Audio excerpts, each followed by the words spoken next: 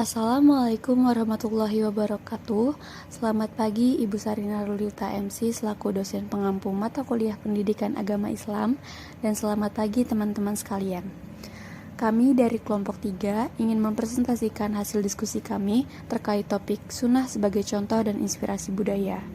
Sebelumnya, perkenalkan saya sendiri Kamila Gufron Rifa Sidik dan anggota kelompok 3 yang pertama Najma Asyifah, yang kedua Jovita Elvira Putri, yang ketiga Siti Salma Triana Putri, yang keempat Fadilah Putri Hoirunisa, dan yang kelima Isma Nur Antika.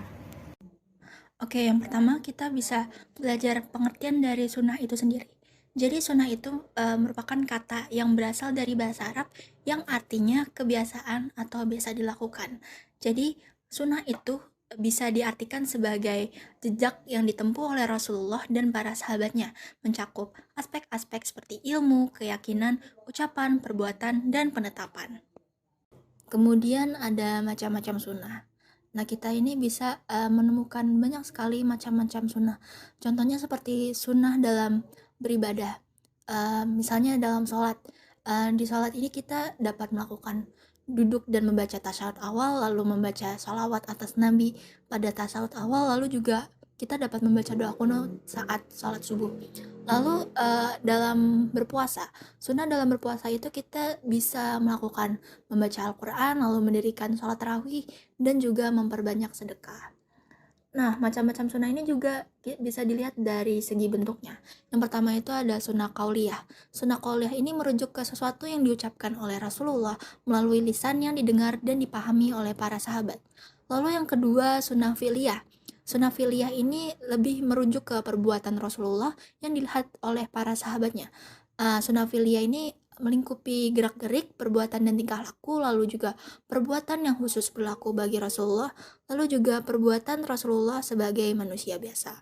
Dan yang terakhir, ada sunat takririyah. Sunat takririyah ini seperti sikap persetujuan Rasulullah terhadap suatu peristiwa yang terjadi atau yang dilakukan oleh sahabat. Kedudukan sunnah sebagai sumber hukum Islam. Sunnah berfungsi sebagai penjelas terhadap hukum-hukum yang terdapat di dalam Al-Quran, sebagaimana disebutkan sebelumnya. Dalam kedudukannya sebagai penjelas, sunnah kadang-kadang memperluas hukum dalam Islam atau menetapkan sendiri hukum di luar apa yang ditentukan Allah dalam Al-Quran. Kedudukan sunnah sebagai bayani atau menjalankan fungsi yang menjelaskan hukum Al-Quran tidak dapat diragukan lagi dan dapat diterima oleh semua pihak, karena memang itulah Nabi ditugaskan oleh Allah. Namun, dalam kedudukan sunnah sebagai dalil yang berdiri sendiri dan sebagai sumber hukum kedua setelah Al-Quran menjadi bahan perbincangan di kalangan ulama. Selanjutnya ada fungsi sunnah. Terdapat 3 fungsi sunnah. Yang pertama, fungsi sunnah sebagai penguat atau takyid hukum dalam Al-Quran. Dalam fungsinya ini, sunnah melakukan penguat atas hukum-hukum yang terkandung dalam Al-Quran dengan mempergunakan beberapa cara. Di antara lain, cara yang pertama, menegaskan kedudukan hukumnya, seperti dengan perbuatan wajib, fardu, atau ungkapan yang sejenisnya untuk perbuatan-perbuatan yang diperintahkan, dan sebutan haram untuk kategori perbuatan yang terlarang. Cara yang kedua yaitu memerintahkan segi bahasa yang timbul sebagai efek dari suatu perbuatan yang terlarang dan memperingatkan sanksi hukuman yang berat bagi pelaku perbuatan terlarang atau meninggalkan kewajiban. Cara yang ketiga, memperingatkan amalia secara dawam atas suatu kewajiban yang menampakkan suatu kebencian yang sangat terhadap sesuatu yang dilarang. Yang keempat, menerangkan posisi kewajiban dan larangan dalam syariat Islam. Lalu, ada fungsi kedua, yaitu sunnah sebagai penjelas dan penjabar apa yang dibawa oleh Al-Quran. Dalam fungsinya yang kedua ini, segi-segi tabyin atau penjelas ini, sunnah Al-Quran antara lain yang pertama, mengikat makna-makna yang bersifat lepas yang terkandung dalam ayat-ayat Al-Quran.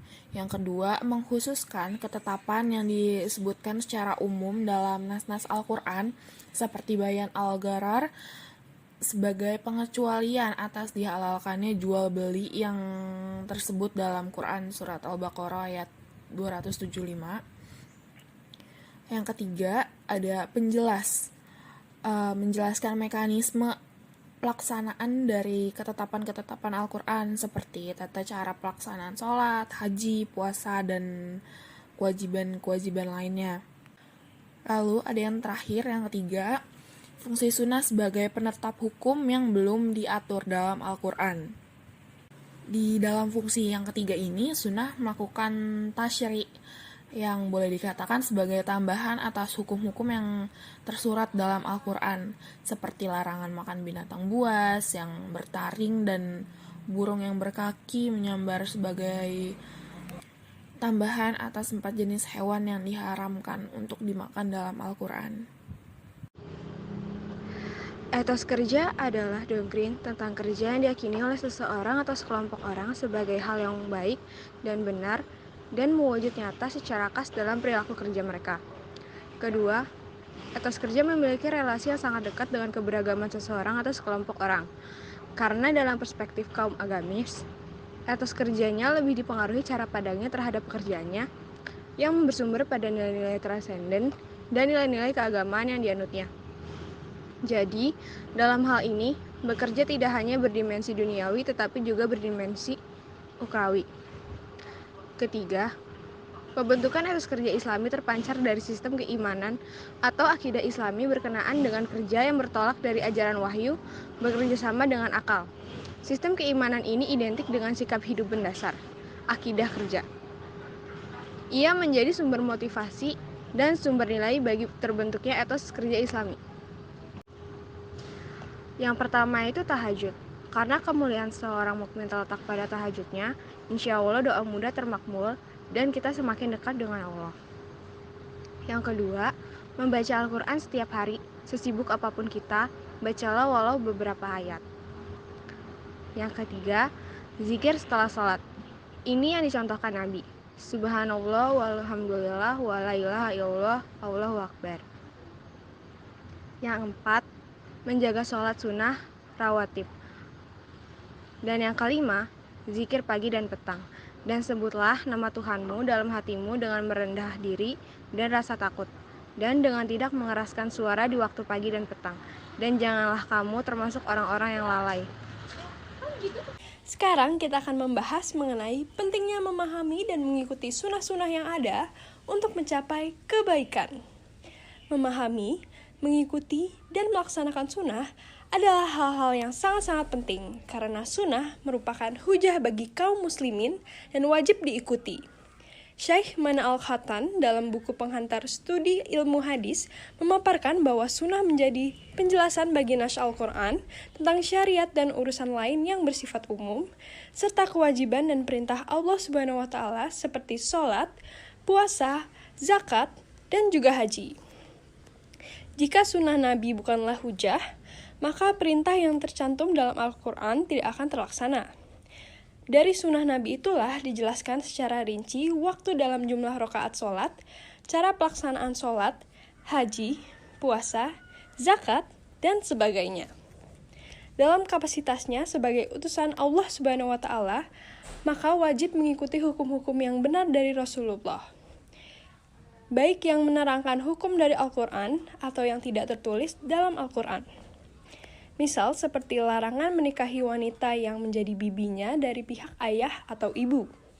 Nabi SAW juga tidak memperbolehkan melakukan kisah terhadap muslim karena membunuh seorang kafir. Lalu kita juga harus mengikuti sunnah-sunnah tersebut agar kita termasuk sebagai golongan orang yang selamat. Ciri-ciri golongan orang yang selamat adalah senantiasa menghidupkan sunnah-sunnah Rasulullah SAW, baik dalam ibadah, tingkah laku, dan dalam semua kehidupan mereka. Hal ini karena sunnah Rasulullah SAW adalah petunjuk yang diridhoi oleh Allah Subhanahu wa Ta'ala. Seseorang semakin semangat mengikutinya, maka semakin dekat untuk dia selalu menempuh jalan Allah Subhanahu wa Ta'ala. Selanjutnya, kita akan membahas mengenai hambatan dalam mengikuti sunnah. Mengikuti sunnah dalam praktik kehidupan sehari-hari bisa menghadapi beberapa hambatan yang mungkin menghalangi individu untuk melaksanakannya dengan konsistensi. Pertama, terdapat hambatan pemahaman. Banyak orang mungkin memiliki pemahaman yang terbatas tentang ajaran Islam, atau mungkin mengalami kesulitan dalam memahami konteks dan relevansi sunnah dalam konteks kehidupan modern.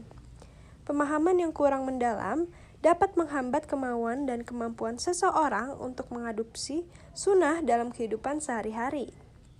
Kedua, hambatan sosial juga dapat menjadi penghalang dalam mengikuti sunnah. Tekanan dari lingkungan sekitar, baik itu dari keluarga, teman, atau masyarakat, dapat mempengaruhi individu untuk menjauh dari praktik-praktik sunnah. Misalnya, seseorang mungkin merasa malu atau takut dijauhi jika mereka terlihat melakukan sesuatu yang dianggap aneh atau tidak lazim oleh norma sosial di sekitarnya. Terakhir, hambatan pribadi seperti kebiasaan yang sulit diubah juga dapat menjadi faktor penghambat. Mengadopsi sunnah seringkali memerlukan perubahan dalam kebiasaan dan pola pikir yang sudah tertanam dalam diri seseorang. Proses mengubah kebiasaan yang sudah terbentuk bisa menjadi tantangan besar yang memerlukan kesabaran serta ketekunan yang kuat. Dengan menyadari hambatan-hambatan ini, individu dapat mencari cara untuk mengatasi mereka dan memperkuat komitmen mereka untuk mengikuti sunnah dalam kehidupan sehari-hari. Peran individu dalam menanamkan budaya mengikuti sunnah. 1. Menjadi teladan. Sebagai individu, penting untuk menjadi teladan dalam mengamalkan dan memperkenalkan sunnah ke dalam lingkungan sekitar. Yang kedua, komunikasi. Memperbanyak menjalin komunikasi dengan lingkungan sekitar akan memudahkan dalam proses penyebaran pesan dan informasi tentang sunnah. Yang ketiga, membuat kebiasaan.